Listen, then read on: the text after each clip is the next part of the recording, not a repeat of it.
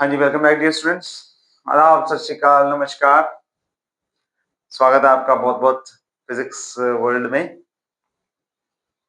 तो बेटा हम इलेक्ट्रिक फील्ड के बारे में पढ़ रहे थे।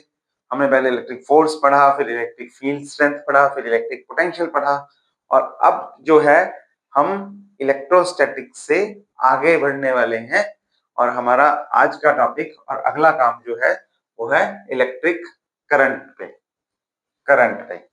ठीक है, तो छोटे से प्यारे से दो वर्ड्स सीखते हैं आज और उनसे एक आधी इक्वेशन सीखते हैं। आई होप पिछला काम आपने कर लिया होगा और अगर पिछले में भी कोई डाउट है तो वो आप अभी भी ग्रुप में या चैट में डाल सकते हो। अगर उतना हो गया है अच्छे से तो ये पूरा कर लो और आगे बढ़ते हैं हम इसमें। इसमें भी जो डाउट होंगे पिछले लेक्चर्स में आप दोबारा देख सकते हो, अगर कोई आ जाएगा तो। वैसे आएगा नहीं, मैं हूं ना, कुछ नहीं आने वाला। ओके, तो करंट की बात करते हैं शुरू। आज हमारे लिए सबसे पहली क्वांटिटी, सबसे नई क्वांटिटी है इलेक्ट्रिक करंट। क्या होता है करंट? करंट को अगर आप डिफाइन करो तो हम लिखते हैं rate of flow of charge. Rate of flow of charge, ठीक है, पहले भी किया हुआ है, पढ़ाई हुआ है छोटे होते से ही। तो आई जो होता है that is dq by dt, ठीक है, rate of flow of charge ऐसे लिखते हो आप। Rate of flow, rate of change of distance को लिखते हो dx by dt, rate of change of velocity को लिखते हो dv बाई dt। तो हम इसी में देखते हैं कि टाइम के हिसाब से वो कितना चेंज कर रहा है या फ्लो कर रहा है, उस चीज को हम यहाँ पे देते हैं करंट। ठीक, तो अगर यूनिट्स देखो इसकी, तो यूनिट्स क्या होंगे इसमें? यूनिट्स हो जाएंगे, आई के यूनिट्स है ampere. Ampere was is the name of the scientist who gave this thing, gave this definition, ठीक है। और जो चार्ज है उसके यूनिट हमें पहले से पता है, कूलम होते हैं, और टाइम के यूनिट हमें पहले से पता है, सेकंड होते हैं। तो अगर आप लिखो तो यूनिट्स हुए ampere and 1 ampere is equal to 1 coulomb flow of charge per unit second, ठीक है। तो ये हो गया इसके यूनिट्स की बात, rate of flow of charge. Is it okay? Simple है, कोई ऐसी मुश्किल वाली बात नहीं है, ठीक है। तो एक डेफिनेशन हमारी हो गई। अब इसमें जो हमें सीखने वाली बात है कि किसी भी चीज में करंट होता है, अगर किसी भी चीज में, तो उसका मतलब कोई ना कोई चार्ज जो है वो फ्लो कर रहा है, चार्ज कैरियर है कोई, करंट कैरियर है कोई, ठीक है। तो जैसे हम उसे लेते हैं, कोई वायर ले ली हमने, मेटेलिक कंडक्टर ले लिया हमने, उसमें करंट फ्लो करता है। ये वायर है, सिलेंड्रिकल वायर बनाई है मैंने जस्ट टू रिप्रेजेंट के वायर होती सिलेंड्रिकल ही है। उसमें अंदर की हम बात पढ़ेंगे हम। तो इलेक्ट्रॉन मूव कर रहे हैं, ठीक है, क्योंकि मेटल्स है very large number of free electrons. तो फ्री इलेक्ट्रॉन्स के मूव करने की वजह से, फ्री इलेक्ट्रॉन्स जो कि चार्ज पार्टिकल्स हैं, उनके फ्लो, उनके मूवमेंट की वजह से उसमें करंट होता है, ठीक है, करंट आता है। अच्छा ध्यान रहे, करंट फ्लो नहीं करता, फ्लो चार्ज करता है। Current is setup, current is setup in the conductor. तो ये इसका सेटअप होता है, फ्लो नहीं है ये। तो वर्ड बच्चे यूज करते हैं, करंट फ्लो कर रहा है जी, करंट नहीं फ्लो कर रहा, चार्ज फ्लो कर रहा है।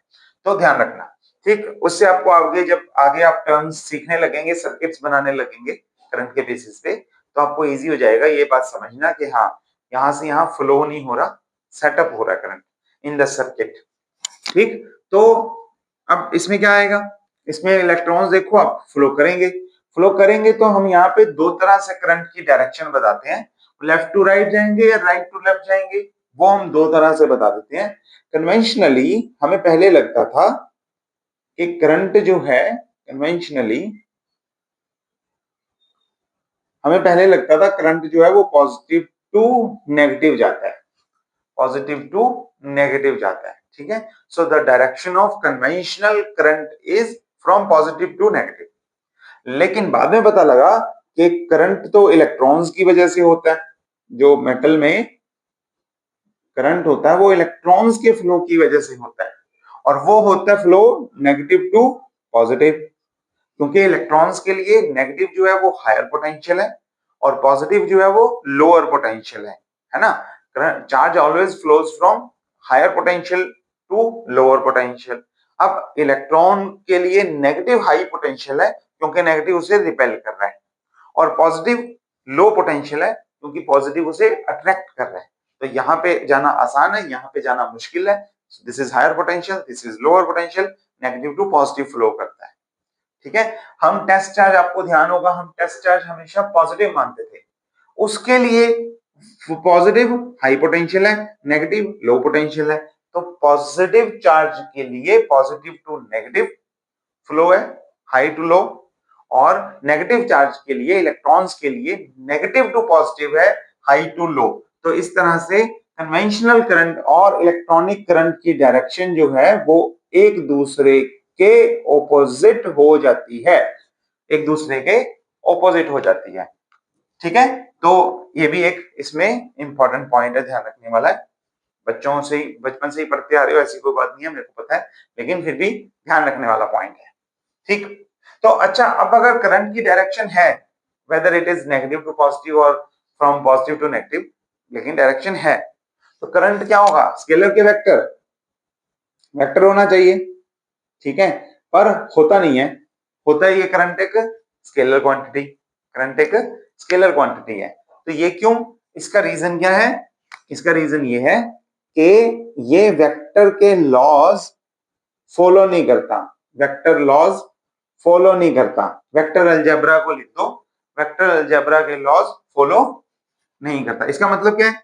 इसका मतलब ये है कि करंट चाहे एक डायरेक्शन में हो या दूसरी डायरेक्शन में हो, वो वैसे ही ऐड या सब्ट्रैक्ट होगा जैसा कोई स्केलर होता है, जैसा कोई स्केलर होता है।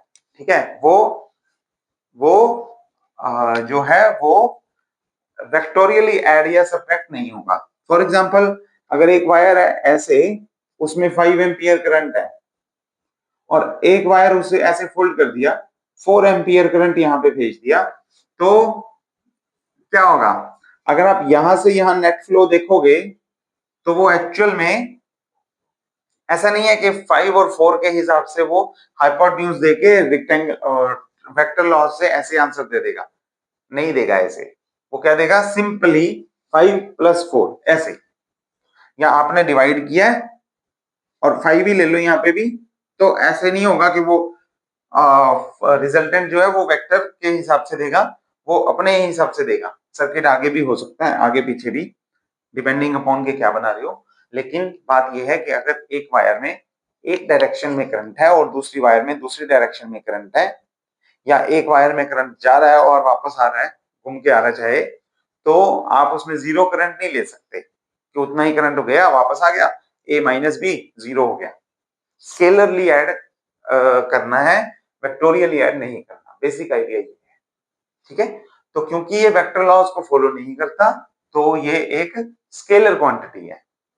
दूसरी चीज जो इसमें देखने वाली है वो ये कि ये एक मैक्रोस्कोपिक क्वांटिटी है।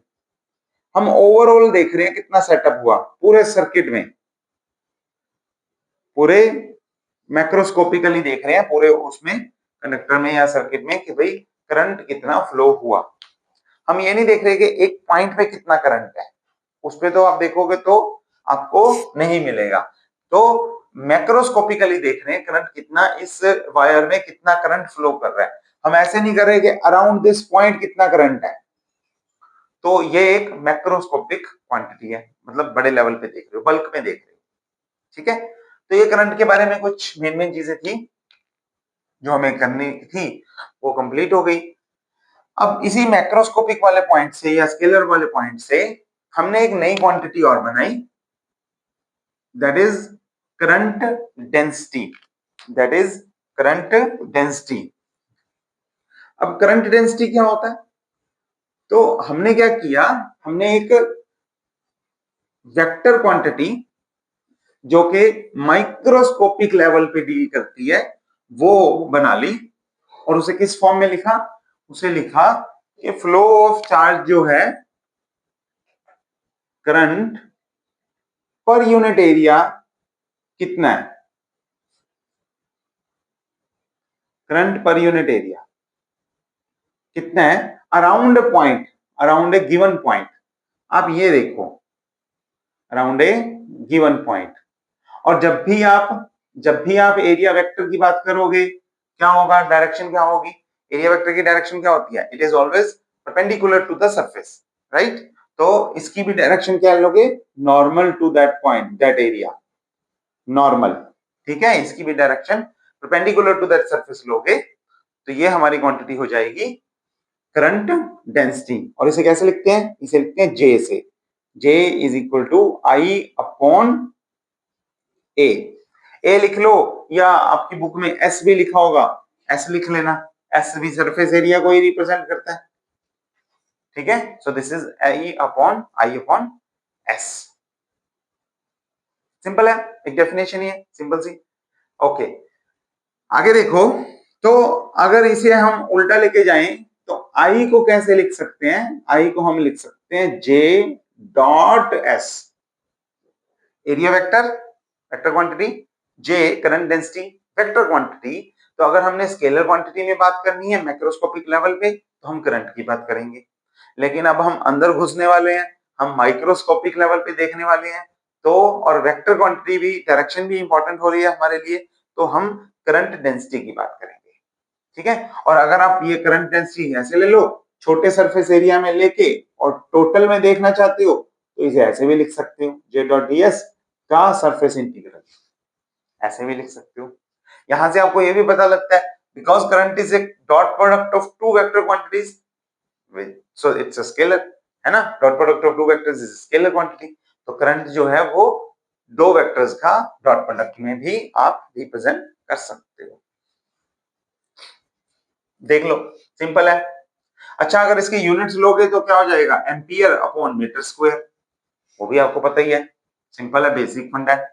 तो हमने ऐसे एक करंट डेंसिटी नाम की क्वांटिटी डिफाइन कर ली, ठीक है।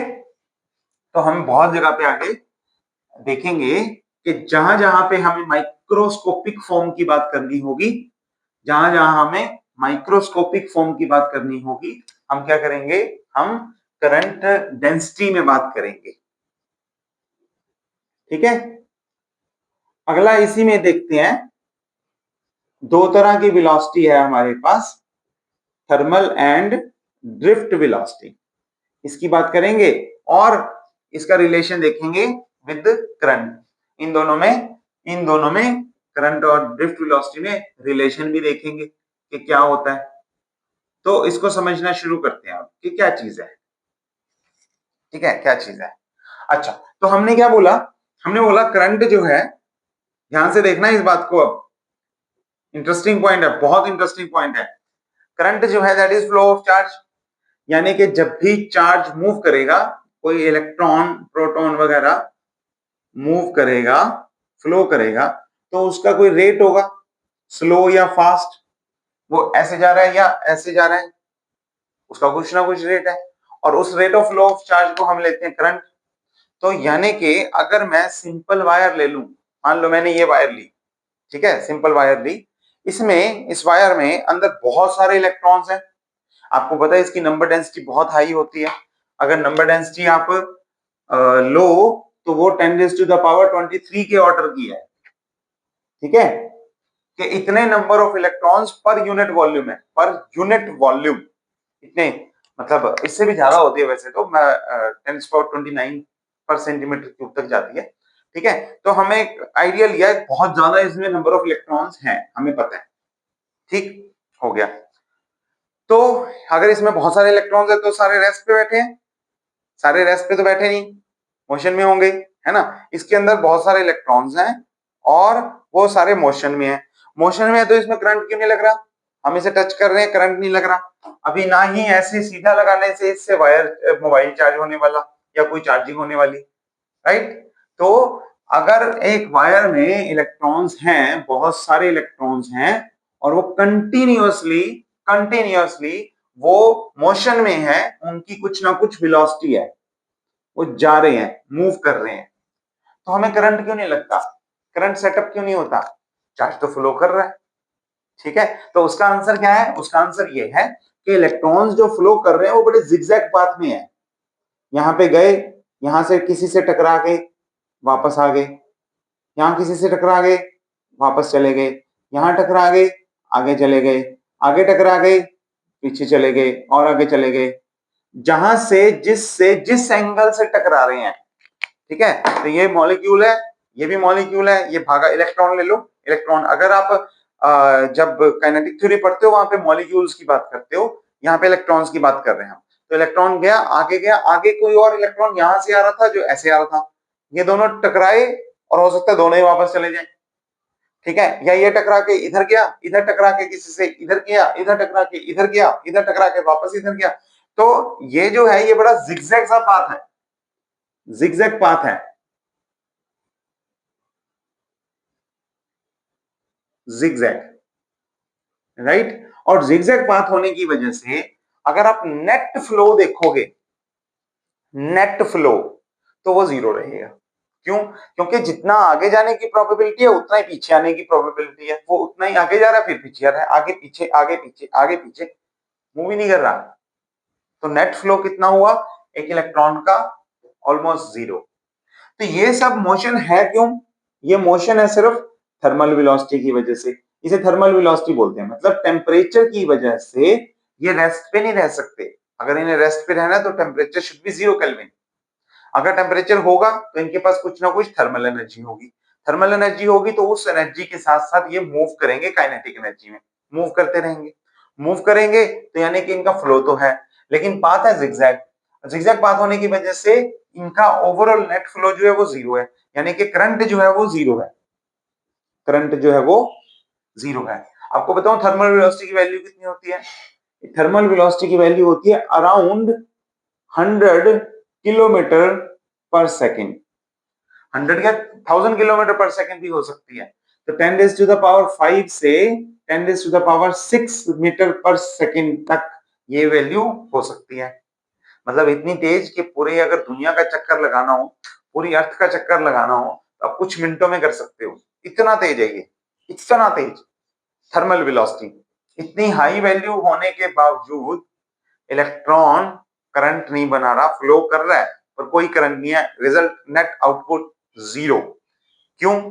क्योंकि डायरेक्शन नहीं है, एक जिगजैग है, आगे पीछे आगे पीछे आगे पीछे, सब जीरो। ठीक, ओके, इसे बोलते हैं थर्मल वेलोसिटी। ठीक है, अब इसका सॉल्यूशन क्या है, इसका सॉल्यूशन ये है कि पॉजिटिव यहां पे लगा दो, नेगेटिव यहां पे लगा दो, या फिर नेगेटिव यहां पे लगा दो, पॉजिटिव यहां पे लगा दो, जिधर भी इलेक्ट्रिक फील्ड अप्लाई कर दो। इसका सॉल्यूशन है इलेक्ट्रिक फील्ड अप्लाई कर दो। तो जब हम स्विच ऑन करते हैं, जब हम स्विच ऑन करते हैं तो हम एक्चुअल में क्या कर रहे होते हैं, एक तरफ हाई पोटेंशियल एक तरफ लो पोटेंशियल, यानी कि हम इलेक्ट्रिक फील्ड अप्लाई कर रहे हैं। ठीक है, और जैसे ही आप इलेक्ट्रिक फील्ड अप्लाई करोगे क्या हो जाएगा, जैसे ही आप इलेक्ट्रिक फील्ड अप्लाई करोगे इसमें पॉजिटिव टू नेगेटिव एक पर्टिकुलर डायरेक्शन मिल जाएगी कि भाई इधर जो है, इस डायरेक्शन में जो है वो इलेक्ट्रिक फील्ड लग रही है। और जैसे ही पर्टिकुलर डायरेक्शन में इलेक्ट्रिक फील्ड लगेगी उसके opposite negative to positive, electric field is from positive to negative, flow of electron is from negative to positive, negative to positive electron move करना शुरू कर देंगे। तो यहां से चले, इस वायर में थे, यहां से चले, ये टकराए, टकरा के इनकी डायरेक्शन पीछे हो गई जाए, लेकिन फिर भी इन पे एक फोर्स लग रहा है जो इन्हें आगे भेज रहा है, और फिर टकराए फिर पीछे हो गए, और फिर एक फोर्स लग रहा है जो आगे भेज रहा है, टकराए पीछे हुए, एक फोर्स लग रहा है जो आगे भेज रहा है, पीछे हुए पर फोर्स आगे भेज रहा है। तो there is always an external force in a fix direction. अब ये फोकस हो गया बिल्कुल, अब इसे पता है इस पे फोर्स लग रहा है और इस डायरेक्शन में उसे टारगेट दिख रहा है, और ये यहां से कितना ही टकरा के पीछे चला जाए लेकिन वापस आगे आएगा, टकरा के पीछे चला जाए लेकिन वापस आगे आएगा। क्यों? क्योंकि इस डायरेक्शन में फोर्स लग रहा है। ठीक है, कितना फोर्स लग रहा है, इलेक्ट्रिक फोर्स कितना होता है क्यू ई, तो इलेक्ट्रॉन पे चार्ज कितना है ई, और ये इलेक्ट्रिक फील्ड है। ठीक, और हमें पता है इलेक्ट्रिक फील्ड का नेगेटिव डायरेक्शन है चार्ज पे, या चार्ज को माइनस ही पुट कर दो या कह दो इलेक्ट्रिक फील्ड के ऑपोजिट इलेक्ट्रॉन फ्लो करता है, तो फोर्स कितना लग रहा है, माइनस ई। और अगर आप एक्सेलरेशन देखो इसकी, तो आपको पता लग जाएगा ये माइनस ई अपॉन एम, ये इसकी डायरेक्शन है, एक्सेलरेशन है। ठीक है, सिंपल है, ये इसकी एक्सेलरेशन है। ओके, ठीक है। अब आपको पता है, अब ये कुछ वेलोसिटी से, माइन्यूट सी वेलोसिटी से आगे बढ़ रहा है। ठीक, कितनी वेलोसिटी है, अराउंड 10⁻⁻⁻⁴ मीटर पर सेकेंड, इतनी वेलोसिटी होती है ड्रिफ्ट, इसे ड्रिफ्ट वेलोसिटी बोलते हैं। बट क्योंकि अब ये एक पर्टिकुलर डायरेक्शन में ड्रिफ्ट कर रहा है, एक पर्टिकुलर डायरेक्शन में मूव कर रहा है, अब इसे, इस वेलोसिटी को हम ड्रिफ्ट वेलोसिटी बोलते हैं, जो कि बहुत ही कम है। मतलब उस वेलोसिटी से वो पूरी अर्थ का चक्कर कुछ मिनटों में लगा सकता था, और इस वेलोसिटी से पूरी अर्थ का चक्कर लगाने में से कई 100 साल लग जाएंगे। लेकिन फिर भी अब करंट है। करंट क्यों है, क्योंकि डायरेक्शन फिक्स है, इलेक्ट्रिक फील्ड उसे एक पर्टिकुलर डायरेक्शन में फोर्स लगा रही है, और अब थर्मल वेलोसिटी नहीं है, ड्रिफ्ट वेलोसिटी है। इस वेलोसिटी से ये यहां पे मूव करता है। ठीक हो गया। तो कितनी वेलोसिटी, वो बहुत कम है, फिर भी डायरेक्शन एक है। इसीलिए आपको बोलते हैं एक डायरेक्शन में बेटा फोकस होके काम करोगे तो कितना ही स्लो चल लो, रिजल्ट पे पहुंच जाओगे, जिंदगी रोशन करोगे। ठीक है, ग्लो करोगे ही करोगे, क्योंकि करंट पास हो रहा है। बहुत हाई वेलोसिटी से बिना फोकस के, बिना डायरेक्शन के इधर उधर ऐसे वैसे भागते रहोगे, कोई फायदा नहीं होना, कुछ नहीं मिलना। ठीक है, तो ध्यान रखना इस बात का। एक्सेलरेशन ये हो गई। अब अगर आप v is equal to u plus a t का फॉर्मूला लगाओ, तो इनिशियल वेलोसिटी कितनी थी, इनिशियल वेलोसिटी तो जीरो, क्योंकि टोटल नेट इफेक्ट जीरो था। वेलोसिटी तो तब आई जब एक्सेलरेशन लगा। नेट वेलोसिटी की बात कर रहा हूं, u1 plus u2 plus un, n molecule सारे भाग रहे हैं, टोटल मिला के क्या देंगे, लेफ्ट राइट जीरो दे देंगे।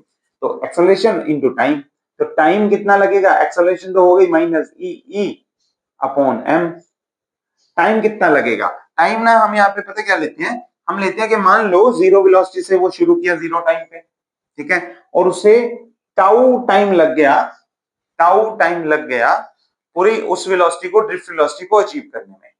ठीक, तो यहां पे हम लेंगे एवरेज टाइम, और एवरेज टाइम कितना होगा, zero plus tau upon two. तो यहां पे हम लिखेंगे tau, tau is relaxation time basically, upon two. तो यहां पे हमारे पास ड्रिफ्ट वेलोसिटी का फॉर्मूला आ जाएगा minus E tau by 2m। Drift velocity का फॉर्मूला आ जाएगा minus E tau by 2m।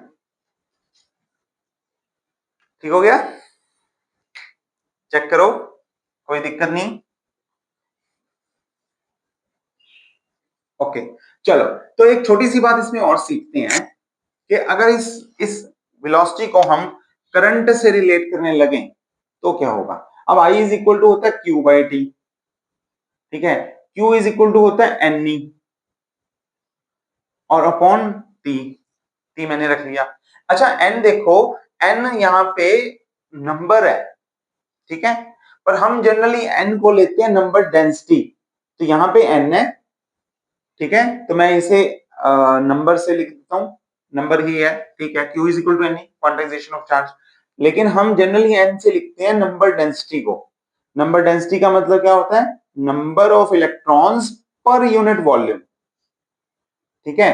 तो अगर हम इसे नंबर डेंसिटी लिख रहे हैं, एनडी से लिख देता हूं एक बार, कंफ्यूजन ना हो, ND is the number density, तो ये होता है number of electrons per unit volume, हमें पता है कितना है। अगर हमें वॉल्यूम पता लग जाए, वॉल्यूम कितना होता है, वॉल्यूम होता है एरिया इनटू लेंथ, वायर का पाई आर स्क्वायर एच भी लोगे तो एच लेंथ है और एरिया पाई आर स्क्वायर है, तो ये volume is equal to area into length.